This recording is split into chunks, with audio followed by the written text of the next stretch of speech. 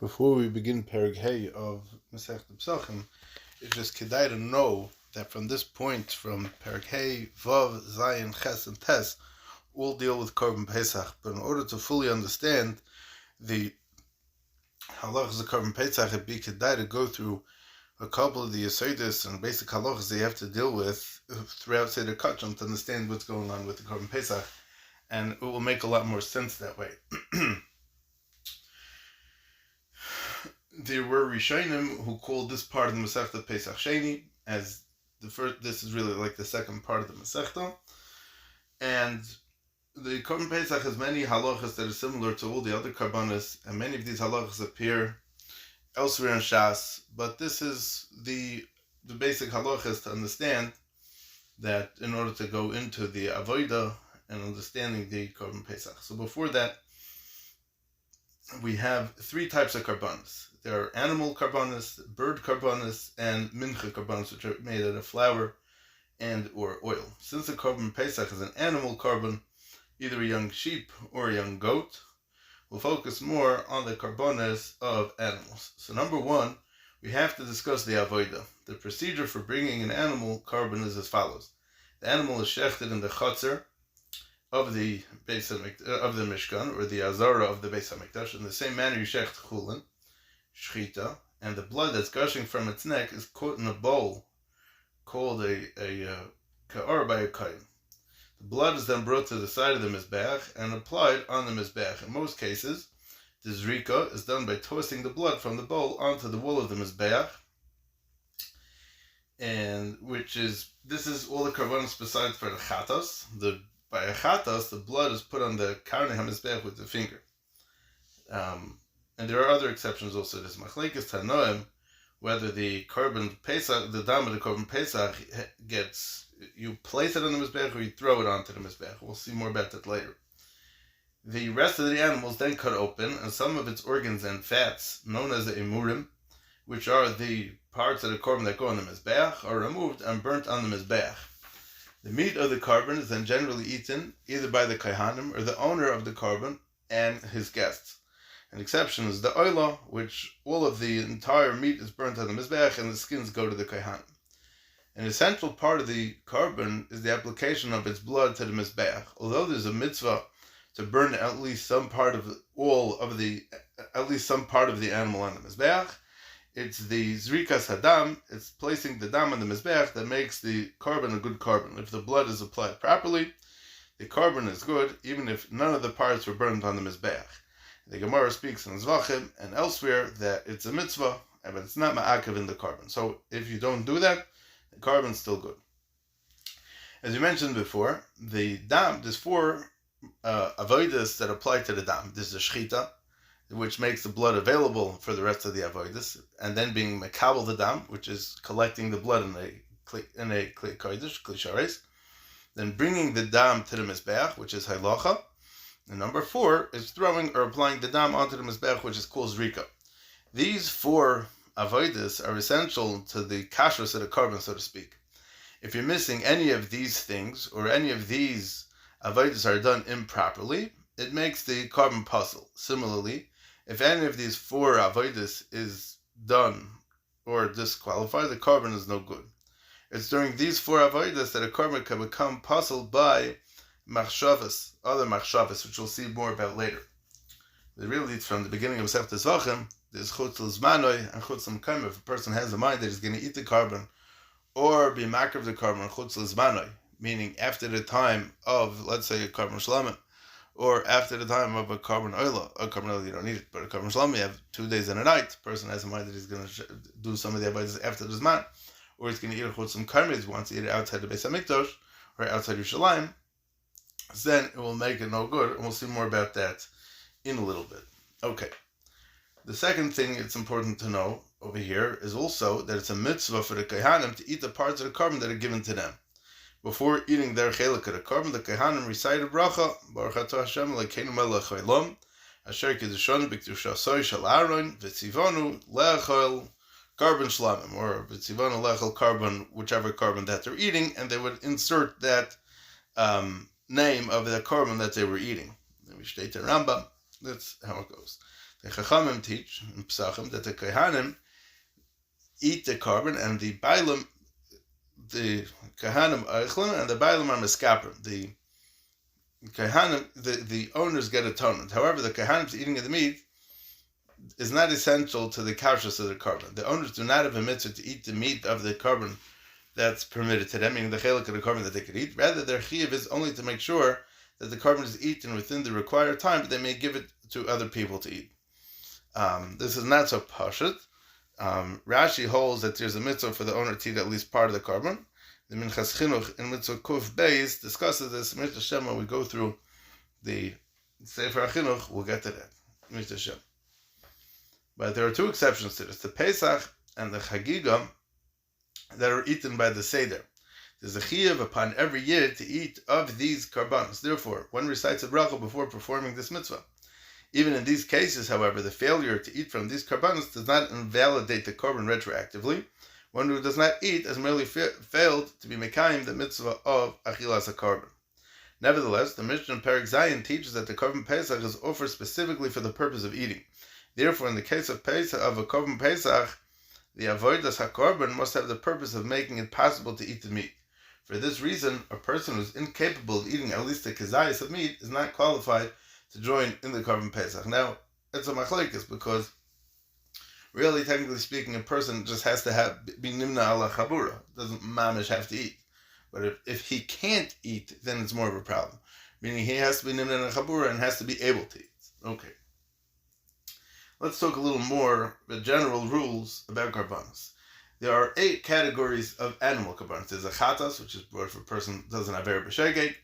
An oila is a burnt carbon, which is mechaper on machshavas. And an asham is for specific averis. Shlamim has 2 days and a night to eat it.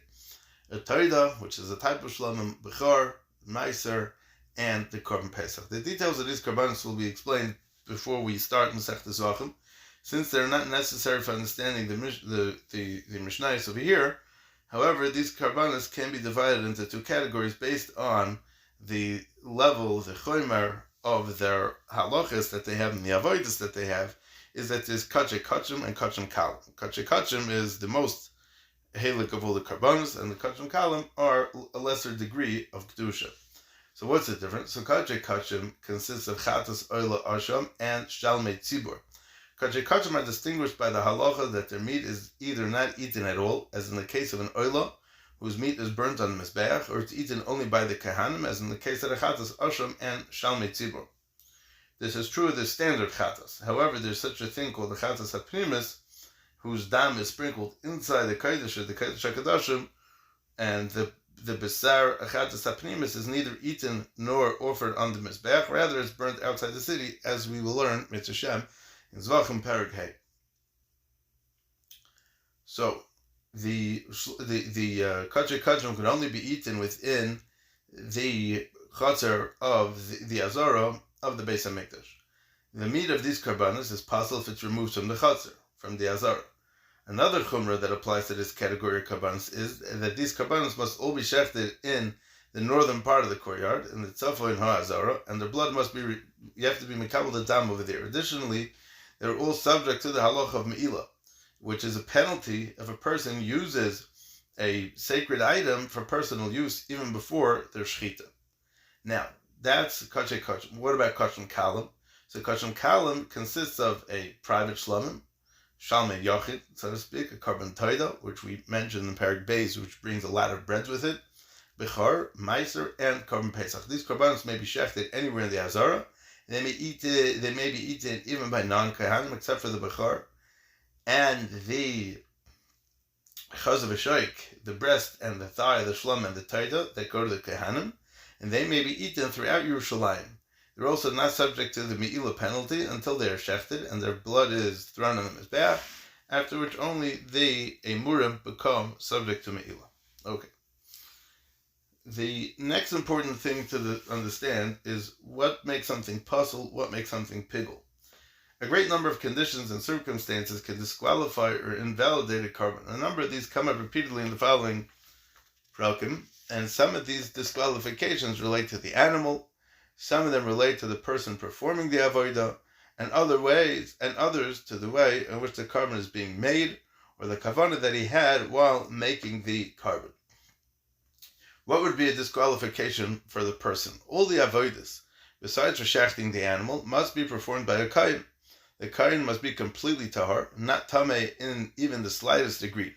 If any of these avodas are performed by a non-kohen, or by a kohen who is in any degree of tumah, it's possible, it's no good. There could be other factors also that could disqualify a kohen, which is mentioned in the beginning of the second paragraph of Zvachim. These disqualifications do not apply to the one who shechted the animal at all, which may be shechted even by disqualified people. It's not a problem.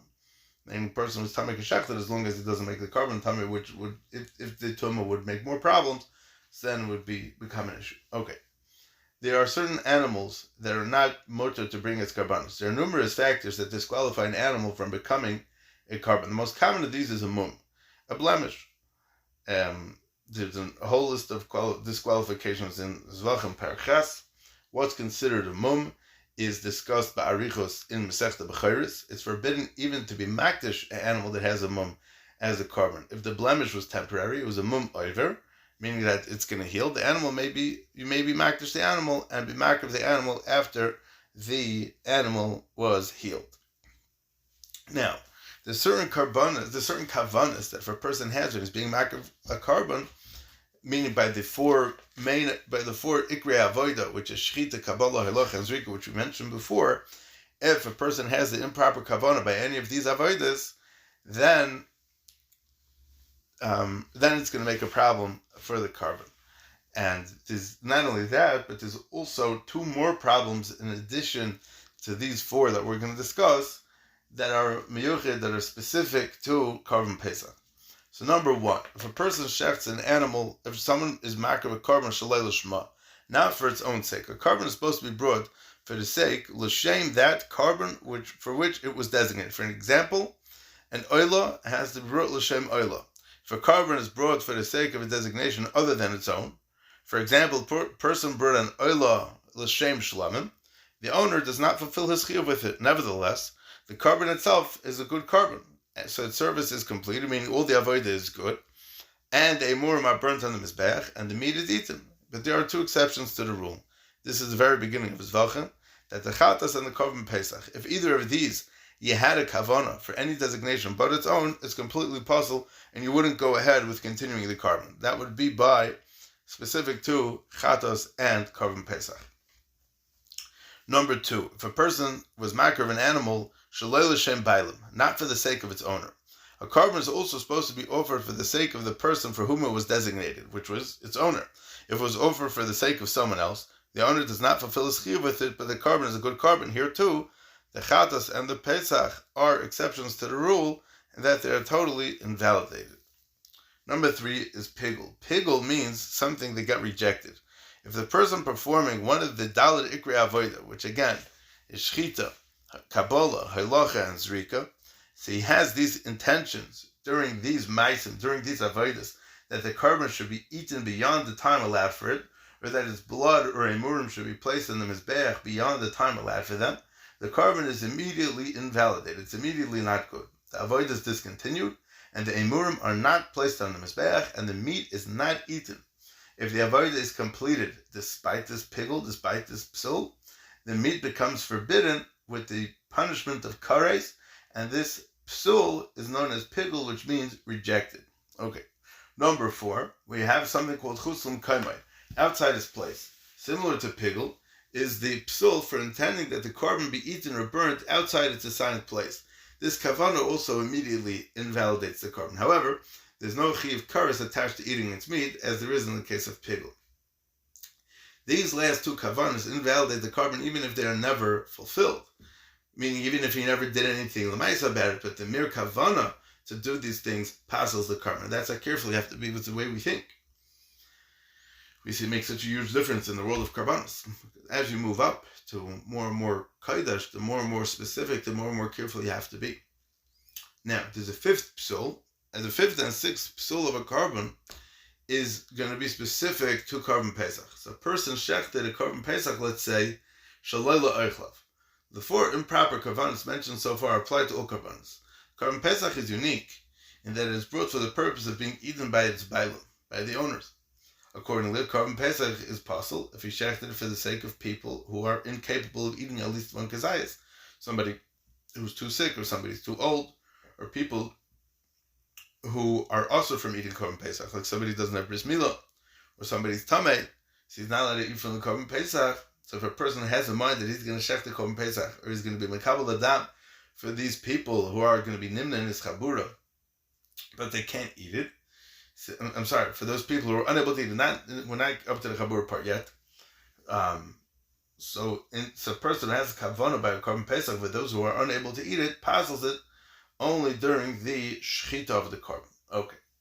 Number 6, if he shechted it or he did one of the avodah shalelim nuyav, for those who didn't register on it. Another special requirement in regard to the Korban Pesach is that it has to be shechted l'shem those who were nimna in advance, or were registered in advance to eat from it. If the one who shechted it intended to do so for the sake of people who are not registered for it, Korban Pesach is invalid. It's puzzle, it's no good. And like the previous kavanah, this kavanah invalidates the korban only during the shechita. Since those who failed to be nimna on a Korban Pesach are forbidden to eat from it, shechting a Pesach for people that are not registered on it is like shechting for those who are unable to eat it. So that's sort of what I said before, and I got confused. Zezak Reb Kivega in the Gemara on the Samach base. Okay. The disqualifications and invalidations discussed up till this point are those that affect the korban as a whole. It goes without saying that in these cases, all parts of the korban, whether the dam or the emurim or the basar, are disqualified. Once the korban was shechted, the various parts of the korban become susceptible to 3 other problems. They are yote, if it's leaving its designated area; tuma, it became contaminated with tuma; or lino, being left past its time. Lino doesn't necessarily mean overnight, it means past its time. The psul of the meat, the emurim, or even part of the dam, does not invalidate the entire korban. As long as the dam was applied properly to the mizbeach, the korban is good, and only the part of the korban that went out of its designated area or became tameh becomes no good. These psulim apply to all korbanos, not just Korban Pesach. However, here too, the Korban Pesach is subject to a unique rule, which will be mentioned in Perek Zayin, Mishnah Hey. Let's take a quick peek over there. The Mishnah is machalik between if something became tameh, so he could still, even if it became tameh, he could still be zarek the dam. But Mukdash and Eini came. Meaning, because if a Korban Pesach became tameh, you don't spritz the dam. Masha Ein came by other korbanos, if the part of it became tameh, you can still go ahead with the zrika. So it's a chiddush that we have a Korban Pesach. Okay. There are a number of additional halachas that are unique to the Korban Pesach, and we'll go through some of them b'kitzur. Unlike other korbanos which can be shechted at any time of the day, and the basar can be eaten any time throughout the day and night, the Korban Pesach is shechted specifically on the afternoon of Yud Daled Nisan, which is Erev Pesach. And the basar is not eaten until that night. When you shecht it, and then you don't eat it for a few hours until it's nighttime. Even during that night, the meat may be eaten until chatzos. That's why we eat the afikaimen before chatzos. According to one Tana, this is a chiv deraisa. This deadline to be finished before chatzos is a chiv deraisa. Other korbanos that are eaten for only one day and a night are mutter until the morning, and so only midrabanon has a deadline at midnight. Right? But kol ma she'amru chacham ad chatzos, really, the Mishnah at the beginning of Bracha says, kol ma she'amru chacham ad chatzos is really mitzvah ad she'alamud hashachar. So what's pshat? We have till chatzos kedei laharchigas adam and avera, as was discussed back then. I mentioned will continue to be discussed. It's also to be makar with Korban Pesach, while the person being makar with the korban, or one of the people that's nimna on the korban, has chametz in his rishus. You're not allowed to be nimna on the Korban Pesach if a person still has chametz in his rishus. Really, it's 2 separate mitzvahs to lim zebazeh, but the person has to be careful about this. Now, the Korban Pesach is eaten by all Yidden who are tahar, whether it's zecharim, whether nekevis, at the seder. Besides the mitzvah to bring the Korban Pesach, there's a mitzvah, besides for the mitzvahs hakravas HaPesach, there's also a mitzvah of the achilas HaPesach. In order to be eligible to eat, one must be nimna for a specific korban before it's shechted. One who is not registered for the offering may not eat from it. Person may not eat his portion in 2 places either. Person is not allowed to walk around when he eats his Korban Pesach. Meaning the Minchas Chinuch does discuss the different Rishuyos and different Zachin, but al Gapanim, a person is not allowed to walk around. According to some, all those who have registered it must eat it together in a single group by Chabur. There's actually a shayla like Gemara if a person is allowed to even eat a Korban Pesach by himself. Could be he has to. Could be the only time the Achila works is if he's eating b'chabura. There's also a specific Isser for an Orel, a person who doesn't have a bris milah, to eat on the Korban Pesach. Even a person who himself has a milah but was not mal his children or his avodim, means avodim knanim, is also for him to eat from the Korban Pesach. Unlike other korbanos whose meat may be prepared in any fashion, the Korban Pesach must be roasted over a fire. It may not be cooked, nor may be eaten raw. There's also an issur to break any of its bones, and the Sefer Chinuch is masber what's pshat. A poor man breaks bones because he wants to get the marrow out of the bones. On the Lel HaSeder, when we're like kings, a king doesn't break bones, and that's where he says, "Adam nifal lefi puleisav." A person will be nisayr to think about what he's doing, and it'll hopefully change the way he thinks, the way he does things. A person who is tameh may not bring the Korban Pesach. However, if Rov of the Tzibur is tameh as a result of Tumas Meis, coming into contact with a Meis, the Tzibur makes the Korban Pesach betuma. In that case, even those who are tahar join those who are tameh and make the Korban together in Tuma hutra b'Tzibur, as we know from the discussions in Chanukah and also by Korban Pesach. Now, what happens if a person is not able to bring a Korban Pesach? So most mitzvahs, over Azman Batul Karbonah, most mitzvahs, person forgot to sit in the sukkah on sukkahs. A person forgot to put on tefillin one day. He missed it, so he can't go back.